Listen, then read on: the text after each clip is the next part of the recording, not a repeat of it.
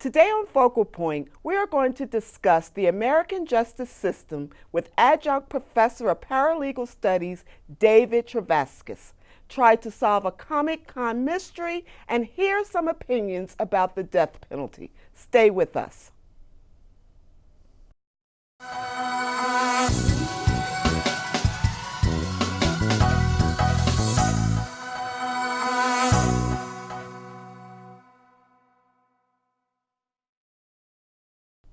Hi, welcome to Focal Point on CCP TV, the educational channel of Community College of Philadelphia. I'm Darlene Muntz, a student in the Communication Arts curriculum. I am here with Pro Bono Coordinator for Legal Services for the Pennsylvania Bar Association, Mr. David Travascus.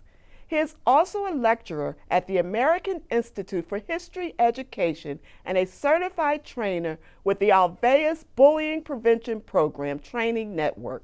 Welcome, David. Welcome, Darlene. Thank you. Mr. Travascus, you have a very extensive resume in the legal services, so you must have a great deal of knowledge in the criminal justice system. Well, it's interesting, Darlene. I come into the focus on justice very broadly. And when you use a term like justice, it is a huge term, which includes both civil and criminal justice. The poverty work that I do in my main job for the Pennsylvania Bar Association puts me in the field of civil legal aid. So I'm dealing with poor people who are not having the access to the courts that you would think a system of law like our nation is based on would provide. But because I work so much in poverty, you can't get away from the criminal justice aspects of it. Rightly, wrongly, when people talk in this society about the difference between rich and poor in terms of how the criminal justice system deals with them, there is a lot of truth to the idea that the rich have a different access to justice when it comes to crime.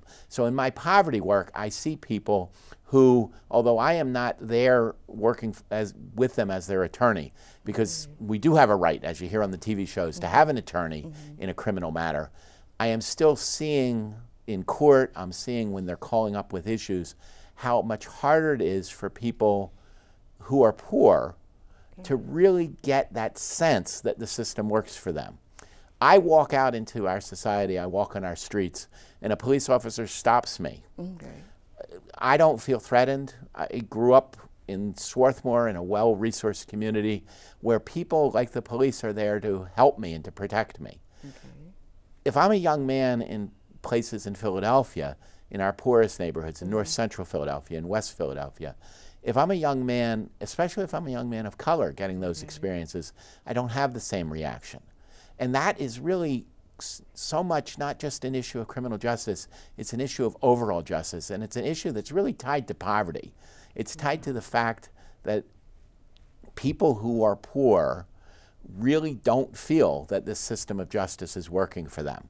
And I think we see that with all the events that have been happening.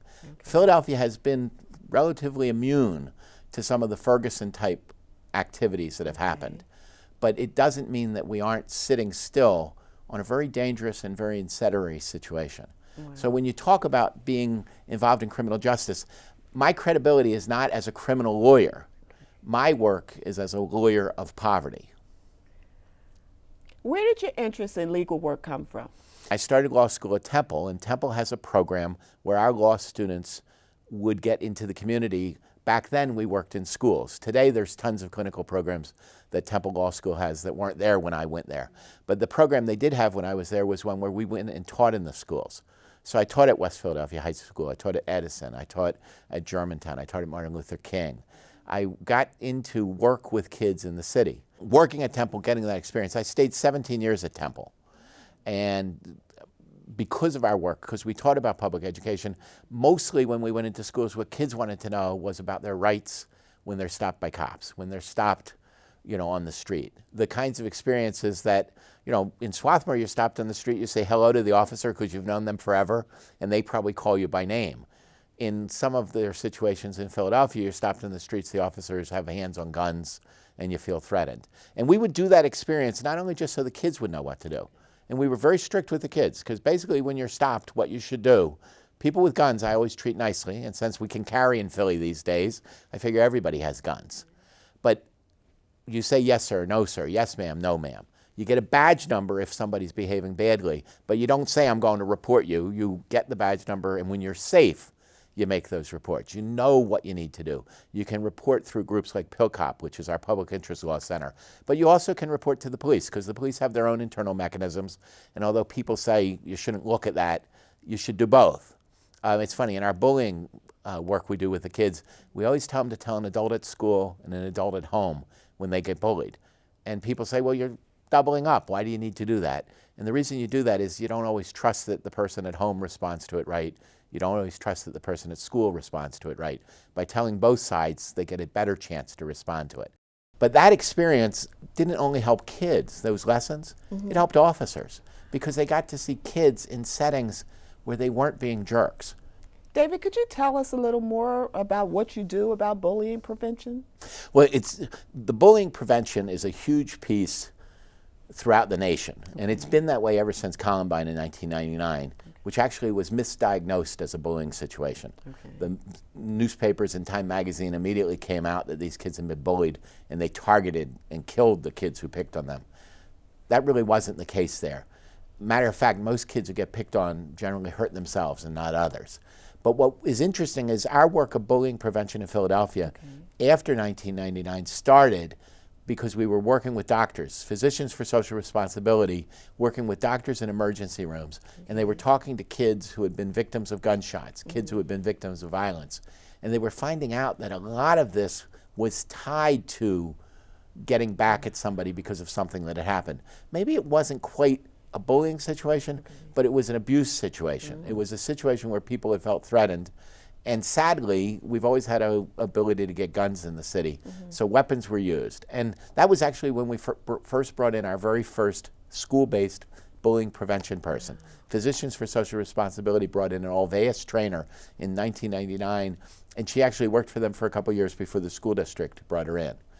And I always say that when we start with the bullying work, when we start young, because I think bullying is a term which when we get to adults, and certainly we get to older young people, let's call it by what it is, because those terms, when I'm a third grader and I push and shove you, that can be bullying, or I say something nasty to you, that can be bullying. When I'm 17 and I push and shove you, that's assault. I say something nasty to you, that's sexual harassment, that's terroristic threats.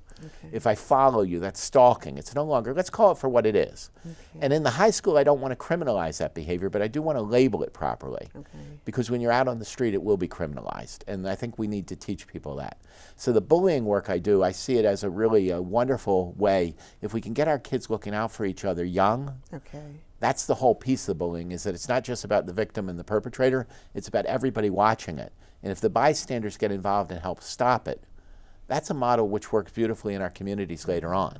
Because a lot of what happens in the violence in our communities is we've lost that connection in the communities where people look out. You know, if you talk to any old heads, they'll always tell you that when they were little and somebody misbehaved, the mother, anybody's mother, could set you up and make sure that you knew what you were doing was wrong. That community has been lost in a lot of our parts of the city. But there are still places where it's there, and I don't think it's gone forever. Well, that's all the time we have for today. Thanks for being with us, David, and thank you for your insight into the United States legal system. You're most welcome, and thank you. You're welcome. Now we're going to visit a group of people trying to solve a murder mystery. Take a look.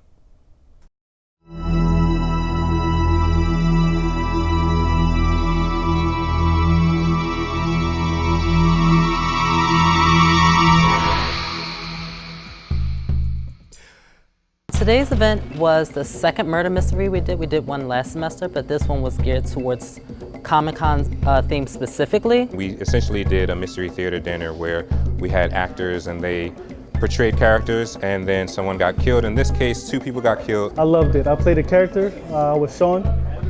I got to kill somebody. It was a little bit exciting. It gives the people a chance to come out and enjoy some fun, you know. Get to find out who did some things, you know. It's a good time. We did research on, you know, Marvel characters and, you know, DC characters. We did research on how regular Comic-Cons are hosted. We did a little bit of, we did some promotion. We did some designing of flyers and stuff like that. We ordered food. We had to order decorations and stuff like that. So it was a lot of work that went into this. Portraying Vibe was fun. He was sarcastic and a bit of an introvert, and that was pretty easy for me because I'm a bit introverted and a little bit sarcastic. I tried to read over the script as best as I could, but I didn't want to, have it too strict. So I liked the idea of improv. So I read over the main parts and was like, okay, I'll just wing it from there. Essentially what we're doing is acting. It's all improv theater. So we take on the role of a character and you essentially make up the story as you go along within guidelines. And so being a theater major, I had those skills already. So it was really easy for me to jump right in and be able to do that. It's like you see these types of shows or you play the games. Personally, I love the game Clue. You get to play them. But I think everyone has like this desire inside to actually be a part of one because it's so enthralling and it like begs your attention. I really did enjoy it. This was my first murder mystery, and I was thinking of Scooby-Doo, how when I was younger I would always try to figure out who it was, and it was never who I thought it was, but it was still fun to do it. Our Mystery Theater event is super special for people that attend because it gives the students an opportunity to kind of interact with kind of like a board game or video game. And everything's fictional, but it's very interactive. They get to ask questions, they get to interact with the characters. It helps to build skills as far as problem-solving skills, because you're trying to figure out based on the clues who did what. And so I think it's super great for that. I think they really enjoyed themselves. We actually had 1 or 2 people who got so involved they actually wanted to be part of it. So fingers crossed next year when we do have it, because we definitely will have another one, they'll be more than willing to be characters in it. Several of the key players involved in making this event happen are going to be here next year, and we're already planning for next year's event. Now, wasn't that interesting? On a more serious note, let's hear what CCP students think about the death penalty.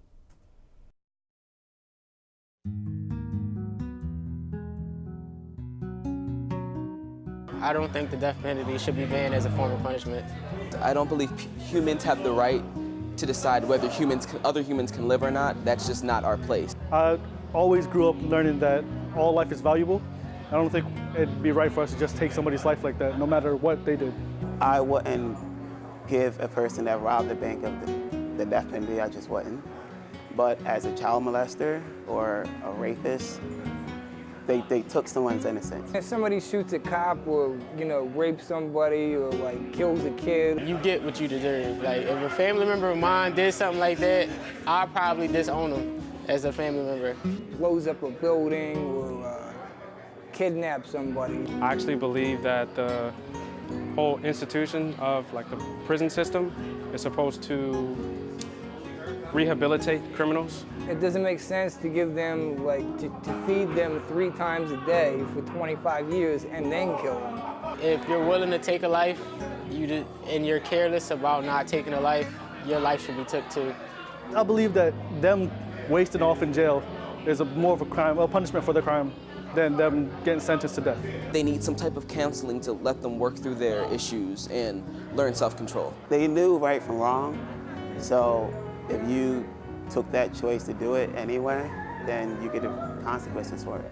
Life in prison definitely would be a better form of punishment than death. If a killer takes a life, he shouldn't live. I understand you could get life in jail, but no. In my eyes, are we really in the right state of mind for us to sentence people to death? The way I see things is that all sins are equal. Murder is the same as stealing and everything else. And so if I were to deem one punishable by death, that means everything you do wrong is punishable by death. And that's just, again, it's not our place. Interesting. Well, that's it for today. I want to thank my guest, David Travaskis, and the viewers for tuning in. You have been watching Focal Point, the Community College of Philadelphia magazine show on CCP TV, the educational channel of Community College of Philadelphia. All segments for Focal Point are produced by the students in the digital video production curriculum. I'm Darlene Muntz, a student in the communication arts curriculum here at CCP. See you next time.